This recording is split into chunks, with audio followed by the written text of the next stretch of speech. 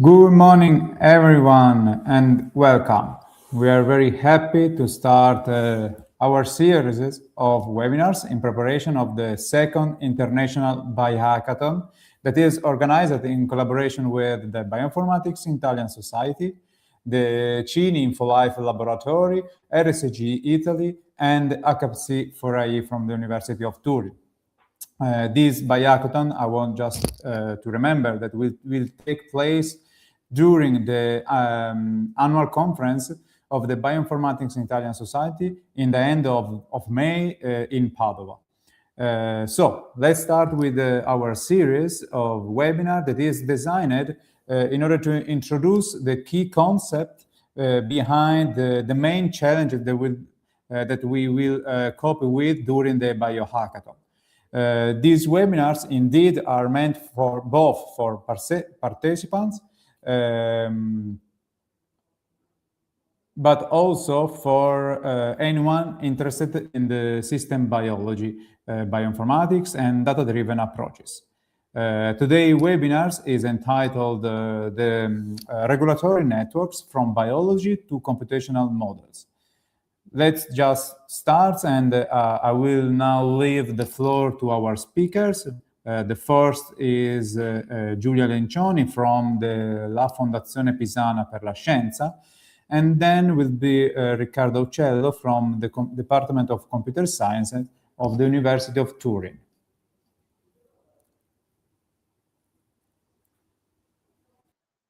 Okay, good morning, everyone. Let me share my screen now.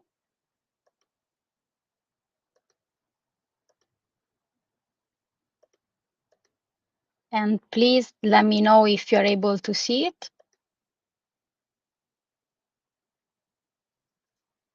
Can you see my screen?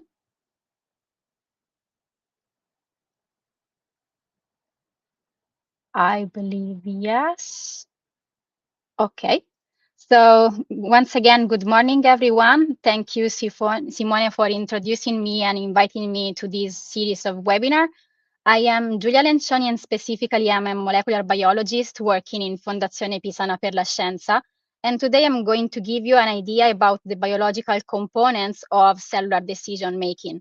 Therefore, I'm going to describe you the biological and molecular mechanisms that are behind the gene regulatory networks that you will see described in the second part of this webinar. So in order to understand the complexity of biology, let's start from the building blocks of life represented by the cells. No matter which cell type you're thinking about, from the most simple to the more complex one, they all share three structural properties. They all present a cell membrane, which is the physical semi-permeable barrier that actually acts as the gatekeeper of the cell. Therefore, it has a protective function, but it is also the region on which the cell is able to communicate with the surrounding environment. Then we have the cytoplasm, which is this jelly-like fluid that is filling the cells, and basically is where you will see all the vital biochemical reactions happening, as well as, for example, all the metabolic activity. And of course, last but not least, we have the genetic material, so the DNA, that it is where we know now there is encoded all the information needed in order to have life. Actually, how cells are organized in the genetic material is also something that allows us to distinguish them through prokaryotic and eukaryotic cells. Specifically, more simple organisms such as bacteria that are part of the prokaryotic group, like for example Escherichia coli, usually have a simple molecule of DNA, usually organized as a circular chromosome, and this is able to freely float inside of the cytoplasm. Instead, more complex organisms such as eukaryotic cells of yeasts, or even more complex such as in humans, the DNA here is organized inside of the nucleus where it's safely secured. Now, in order to understand how is it possible to observe all the complexity of the living world, we have to understand how the information that is inside of the DNA is actually used. So at the beginning, researchers thought that basically the more the complex an organism is, the more quantity of DNA, therefore the C value, should be present. Others also thought that maybe the complexity was reached to the number of protein coding genes that should be in some sort of way correlate with the complexity of a specific organism. Now, thanks to very interesting experiments that lead to the sequencing of genomes, we know that we are in presence of a paradox, because in more complex eukaryotic cells, this is actually not true. As you can see, for example, a simple yeast, reported here, has about 6,000 genes, whether something more complex like humans, in which you have cells of different cell types that are also organized in different tissues and organs, you have only 20,000 genes. So how is it possible to observe this complexity?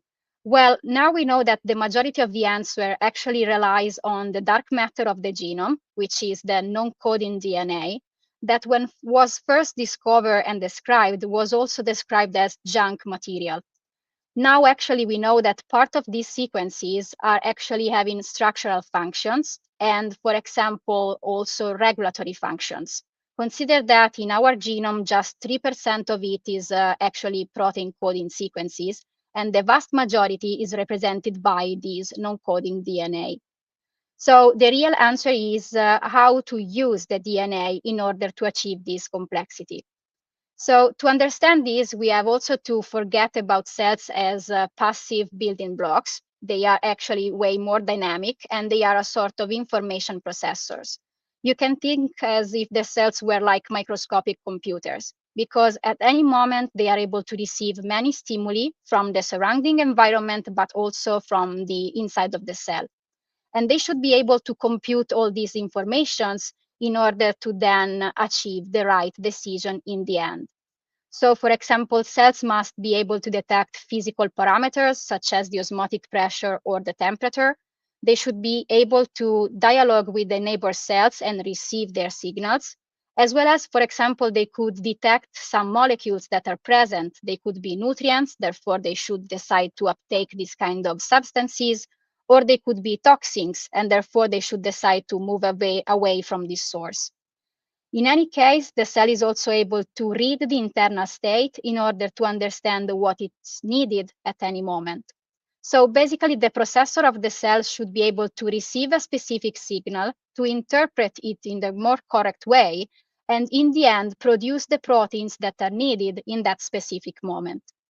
Now, since protein production is a particularly demanding process in terms of energy, cells must operate in a very strict way in order just to produce the proteins that are really needed. In order to do this, we have to understand basically the central dogma of molecular biology. So we know that the information is encapsulated in the double helix of the DNA. And in order to make it accessible, we have to form RNA molecules through the transcription process, a process that requires 3 different steps and relies a lot on the presence of this enzyme called RNA polymerase that is basically able to read one filament of DNA, the template strand, and produce a complementary one that has the exact same sequence of your protein coding gene, in which you will see just the substitution of the thymine with uracil nucleotides. Then the RNA can be translated in order to obtain the 3D structured proteins, and this is going to happen thanks to the translation process that relies on the presence of ribosomes. Here, the information basically works in codons, so triplets of nucleotides, and each triplet is going to identify a specific amino acid. Now, the major demanding process in terms of energy for the cell is the production of the actual 3D protein. So in order to control the waste of energy from the cell, the best way to do it is to control this pipeline right at the beginning. Therefore, if you stop the RNA from being produced in the first place, you are going to conserve part of the energy that is needed for the cell. Now, before going into further details, I would like also to remind you that we know now there are few exceptions to this dogma. So, for example, there are viruses that are able to produce DNA starting from RNA molecules. But most importantly, not all the RNA that is transcribed is also translated. So the one that is going to give you proteins is actually the messenger RNA. And then we find different classes of non-coding RNAs that are part of the non-coding DNA I told you before, and they exert very important strict regulatory functions. So in order to understand how is it possible to control the gene expression, we can take a look at the biological machinery that it's involved. So of course, we have the enzyme RNA polymerase. You can find different isoforms in different organisms, but they are all working pretty much in the same way. Then you can take a look at the gene structure and therefore the elements that are really involved in the process. So for example, here you can see the prokaryotic gene structure, and I want to focus your attention on the operon sequence, which is basically the fundamental unit that you can find in bacteria. And this is essentially something that can lead to a very extremely coordinated regulation of expression. As a matter of fact, there are many different genes that are transcribed and translated together. For example, here from gene A to gene E. And usually these are all encoding for proteins that are all related to the same metabolic pathway. Therefore, there is a specific stimulus, and everything that is needed in order to respond to that is present in a single operon. Then you find the control elements. Some of them are cis-actin elements, such as, for example, the promoter, which is the binding site for the RNA polymerase and the site in which you will have the transcription starting site, and the operator sequence, which instead is a control region. In this example, they are reported as two separate sequences, but sometimes they can also be overlapping. So you can already imagine how if you have to bind here two different proteins, if one binds before the other, well, they are going to create a steric hindrance, therefore blocking the other by recognizing the sequence on the DNA. On the operator, you will have specifically the binding of proteins called transcription factors that are trans-actin elements. And for example, they are produced usually by these regulatory genes that are found in the proximity of your gene of interest. Transcription factors can be activators, therefore they are going to promote the transcription, or they can be repressor, and therefore they are blocking this process. But in order to really understand how they work, you have to stop thinking about a process in which you have a one-to-one switch, because each transcription factor can, for example, recognize many different DNA sequences, therefore controlling different genes, but they can also be combined together in order to create a dynamic network.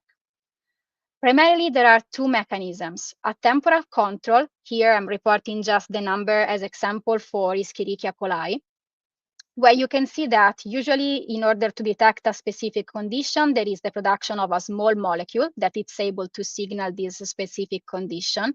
And let's say this one is able to bind the transcription factor, causing a change in the activity, and therefore, for example, activating this protein. This is something that happens pretty fast in terms of milliseconds.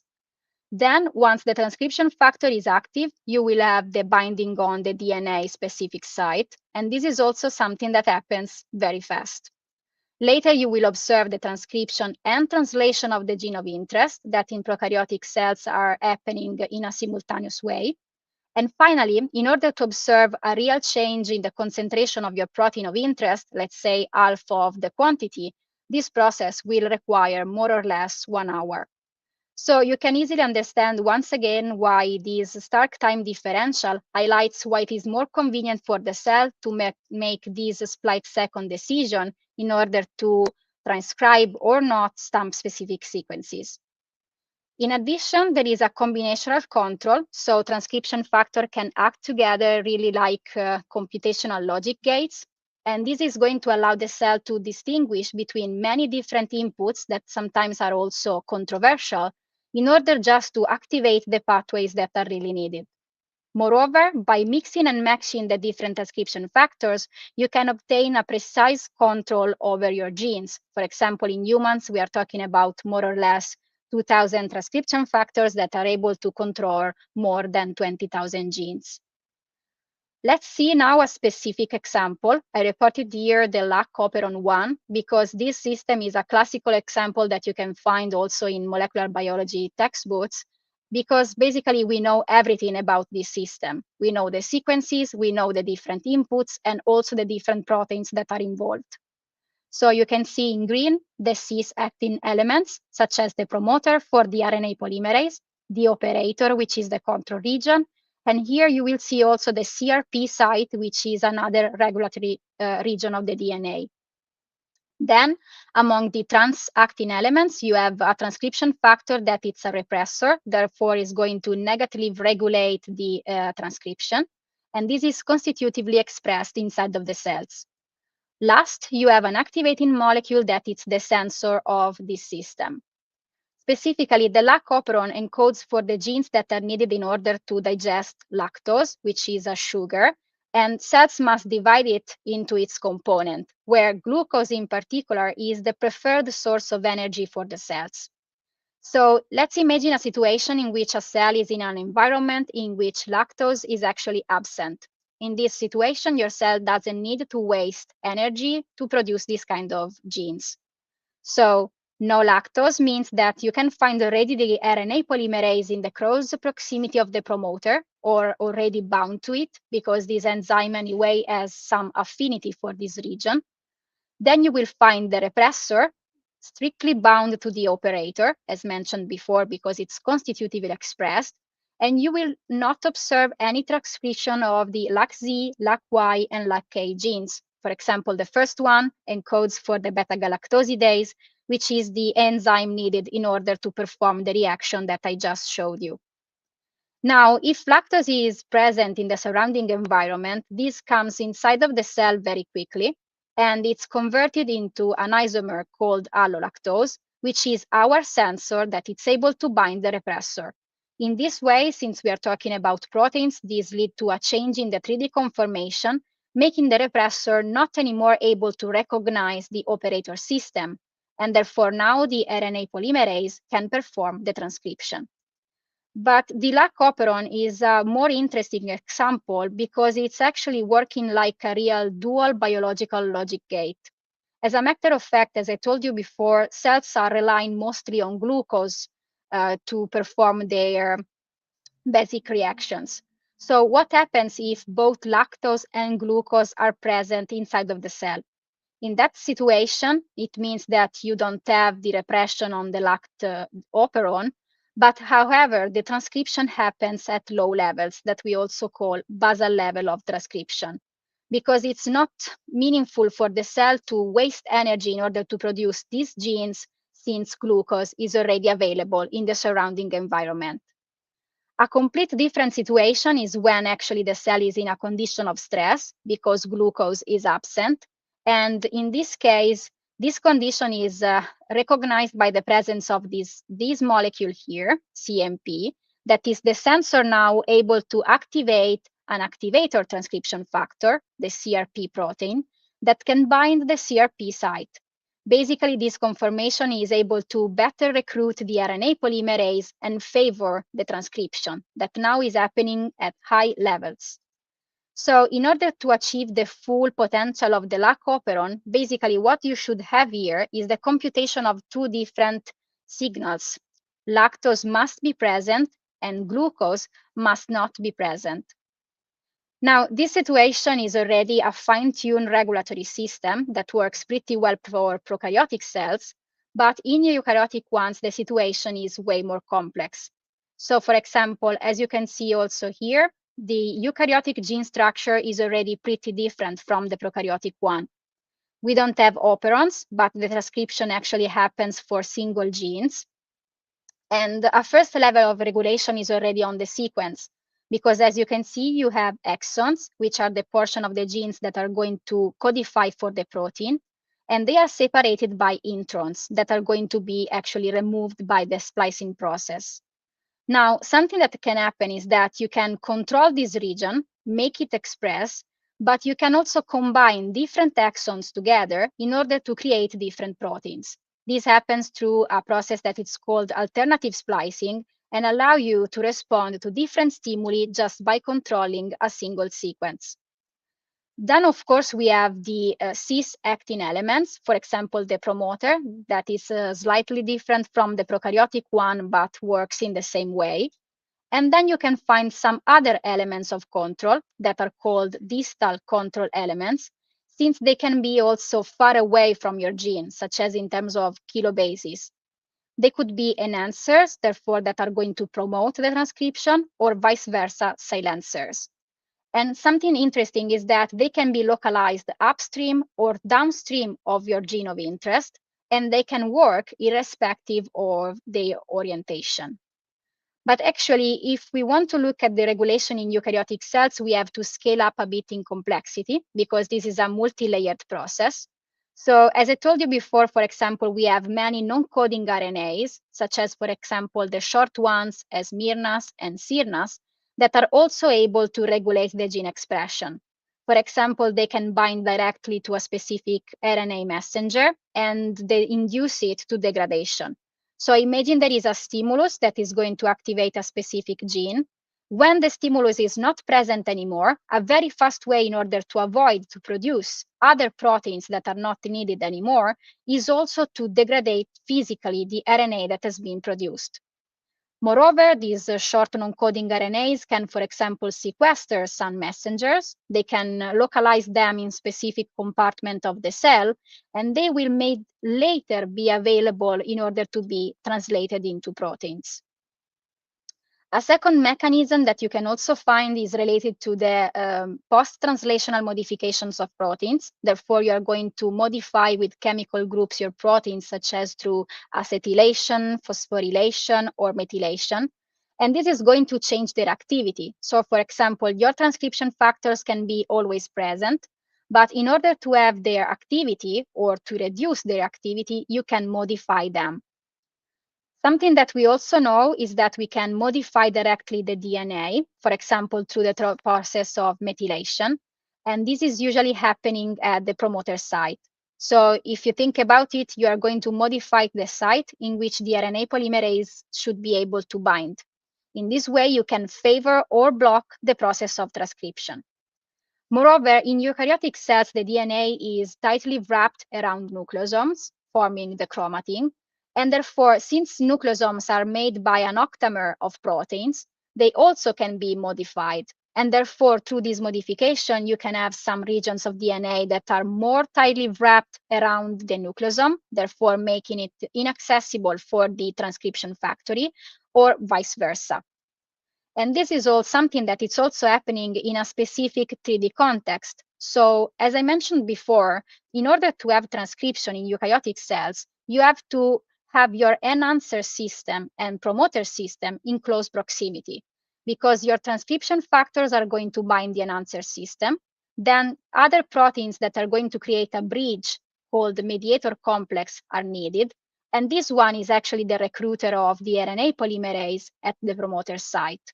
In order to have this, you also have to bind the DNA in a way that these sites are now one close to the other. Consider that this condition can happen only where the chromatin is in an accessible state, and this happens in the active topologically associated domains, or TADs. These regions are physically delimiting some space in which the regulatory elements can have an activity on some specific gene sequences. So here, for example, the dashed line is suggesting you which kind of different controls can happen. For example, as you can see here, imagine an active enhancer that can have an action on a downstream promoter. Then there is also a silencer that becomes active. This hampers the activity of this enhancer, and therefore you don't have the transcription process. But at the same moment, the active enhancer can still have a function on an upstream promoter. Now, this process actually happens inside of a very dynamic system, because the active TAD of accessible chromatin are also close to repressed TAD, in which the transcription cannot happen. But according to different stimuli that can be received by the cells, these DNA regions can be moved, for example, to an active TAD to one that is actually inactive, and vice versa.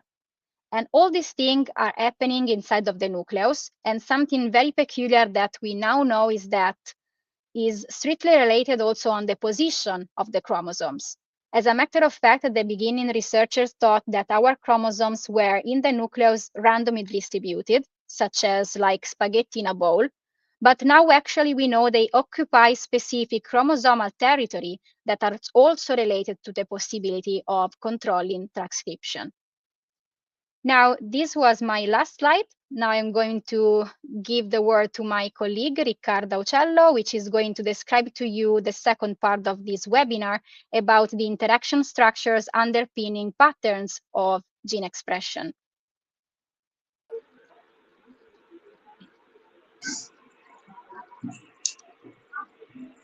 Okay, so thank you very much, Giulia, for your very nice presentation about cellular molecular biology behind the gene regulatory networks. My name is Riccardo. I'm from the computer science department at Torino University, and today instead I'm going to talk about the computational modeling aspects characterizing gene regulatory networks. These systems are quite interesting systems that recently have gained a lot of interest in the field of system biology, and they can be viewed as interaction structures underpinning patterns of gene expression. However, let's start by saying that the gene expression is not an independent phenomenon. Indeed, as Giulia said, there are multiple genes that regulate each other by a set of transcription factors, forming complex regulatory circuits. For example, simple regulatory circuits can be composed by just 3 genes, and it looks pretty manageable. However, real regulatory architecture are actually remarkable complex systems. For example, the actual transcription network coli is a complex gene regulatory network that is constituted by an aggregate of transcriptional circuits that are characterized by different elements such as repression genes, promoters, operators, structural genes, and metabolic factors. So modeling such kind of complex system constitutes a challenging problem where the computational task here is to find a way of methodology to properly translate molecular biology knowledge into a consistent and predictive gene regulatory networks model. And thanks to this model, we can have a proxy for a component-based description that allows us to facilitate a quantitative understanding and analysis of a cellular regulation. So the question now is how we can actually model such structural functional information. For example, if you consider the lac operon, that is a compact but at the same time well-characterized regulatory unit, our objective in modeling such a system should be reach a quantitative representation of the mechanistic knowledge characterizing this system. And in doing that, we can develop different kinds of modeling frameworks to represent the combinatorial control and the emergent behavior of the real regulatory system. We can do that by assume that genes actually never act as independent units. Indeed, in real system, gene expression is finely controlled by collective dynamics of complex regulatory interactions, where signals are sensed and transduced to transcriptional factors, and then transcriptional factor combinatorially control target gene expression. A widespread approach to model such complex information is represented by the construction of a directed graph that can be used to modeling regulatory interaction, where a graph is basically a mathematical structure that establishes the relationship between entities using edges and a set of nodes. However, at the same time, the graph representation also allows us to abstract real networks and to be applied quantitative tools to analyze and predict the behaviors, such as graph theory, linear algebra, and descriptive inferential statistics. At the same time, this modeling framework is flexible and potential to extension. Indeed, we can add an additional layer that enable the parameterization of general functional operations. For example, we can add a complex function over the graph representation where multiple regulators are involved into more complex regulation. Where, for example, we can insert a single edges that can represent the regulatory propagation with a functional cascade, where a functional cascade can be constituted by starting from a signal, then to a receptor, until the final regulation of the transcription. So in this term, the process of reconstruct gene regulatory networks begin with an experimental procedure by performing genetic perturbations to systematically identify the regulatory genes and elements that characterize this system, where the objective is to establish a mechanistic knowledge about the regulatory interaction. This classical traditional experimental procedure is nowadays complemented with thanks to the advent of high-throughput sequencing technologies, leading to the development of data-driven inferential methods for the regulatory network reconstruction. In this case, the objective is to capture a set of correlative patterns between genes across many samples. However, we also take in consideration that a correlation does not necessarily imply a causal relationship between the elements of these networks.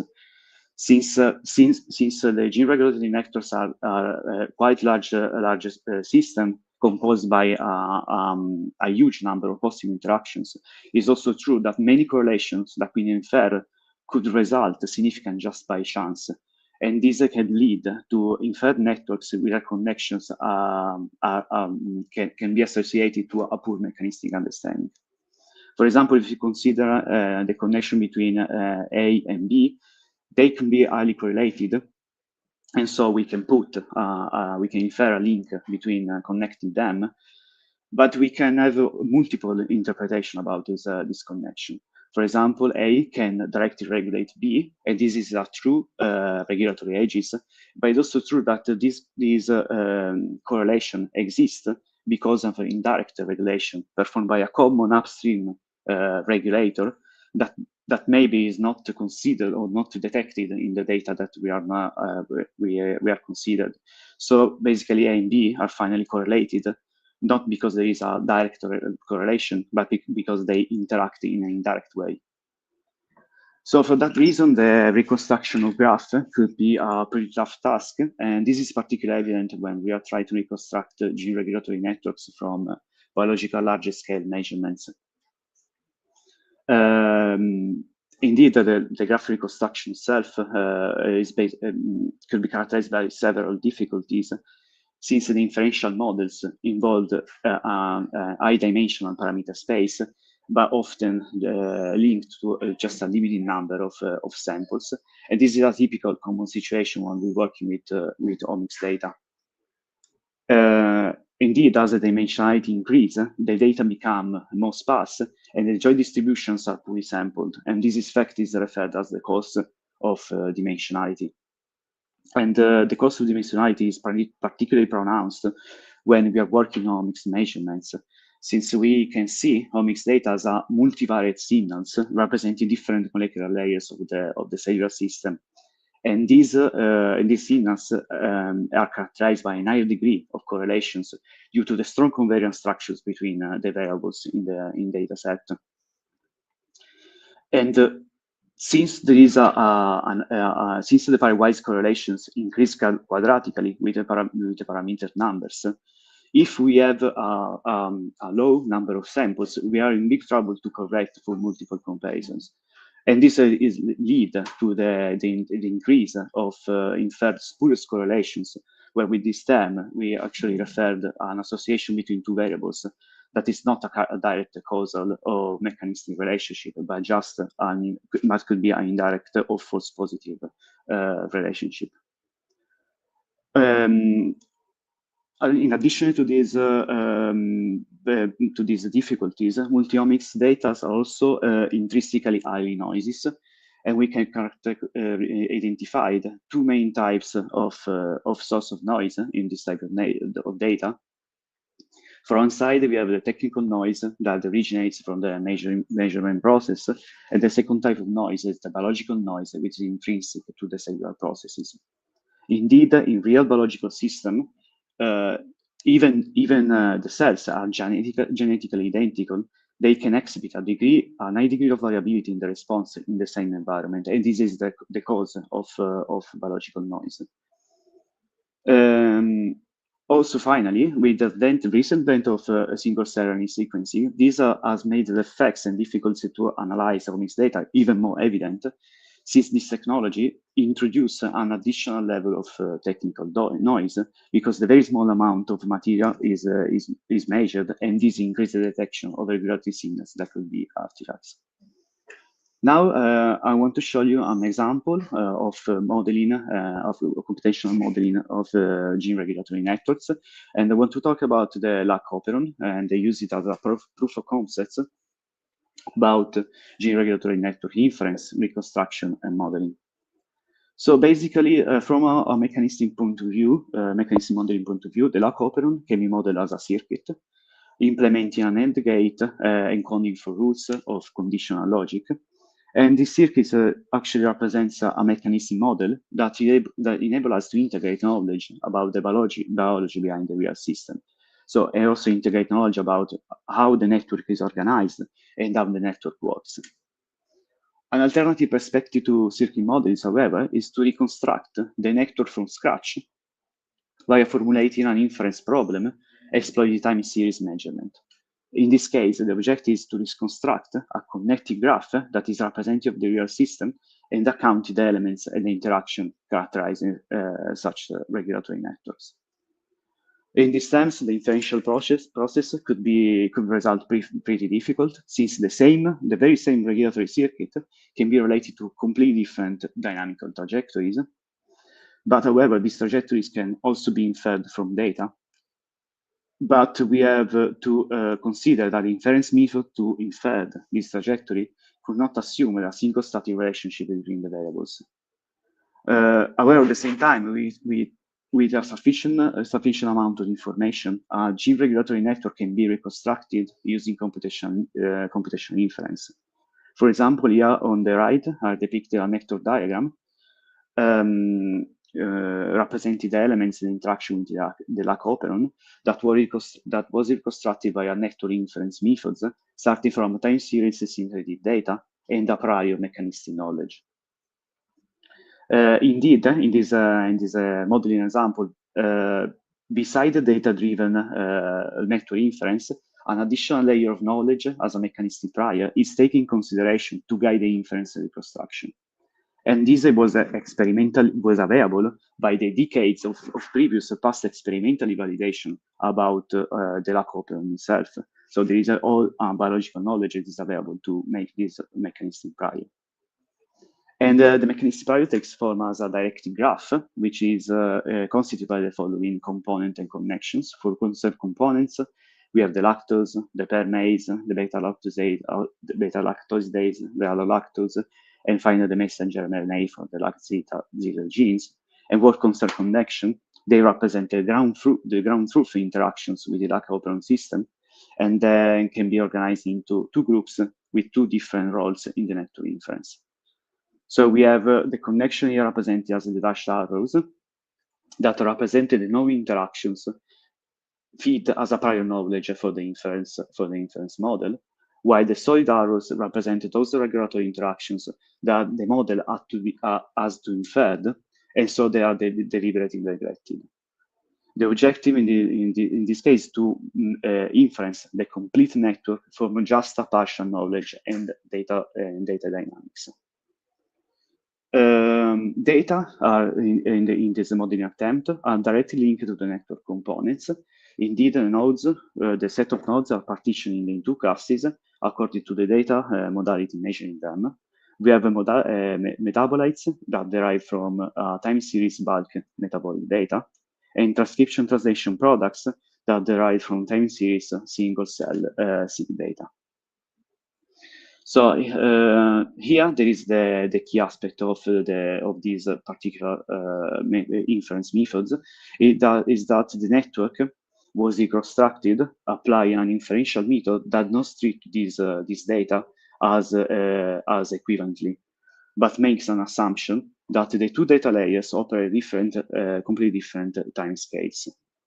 Indeed, the metabolites, also in a real biological system, respond faster to environmental changes, while the underside, the transcription translational products are related to slower biological processes. So, and this is the basic assumption behind these inferential methods. So, basically, the modeling a timescale separation could reduce the occurrence of spurious correlation and improve the final gene regulatory network reconstruction. From a formal point of view, the model is based on a system of differential algebraic equations. There are an equation model in the dynamics for what concerns the genes in the network, and a second one to model metabolite dynamics. Since the metabolites are a system that can be approximated to a quasi-state approximation, the model itself encodes for an algebraic constraint to implement the quasi-state approximation for the faster metabolic layer. Then this differential algebraic equation model takes as input a set of the synthetic data that are generated by simulating the DAC operon. So these data are created under a stochastic delay differential equation model, which produce two kinds of synthetic data sets: the time series bulk metabolomic and a snapshot of a single cell RNA sequencing. These data are fed directly into the reconstruction pipeline. And in doing that, the authors introducing an algebraic relationship between the metabolic layer and the genetic layer, where basically there is a prior knowledge that fits the structure of the model algebraic component and make the connection between the two modeling layers, genes and metabolites.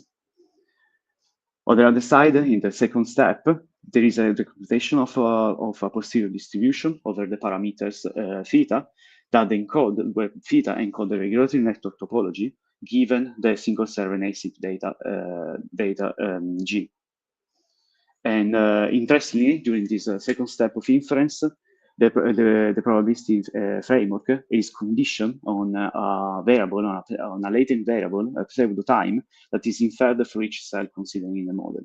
So basically, individual cells are sampled at the same time point, may be different in different phases of the regulation.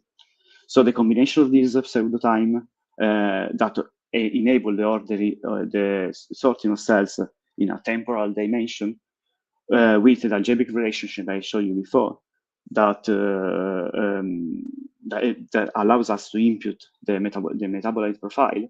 This inference model can answer the question of which metabolite dynamics are driving which transcriptional changes. Indeed, the final output of the inference pipeline is a confidence matrix that summarizes all the probability for each regulatory interaction and actually can recover the inferred directed network.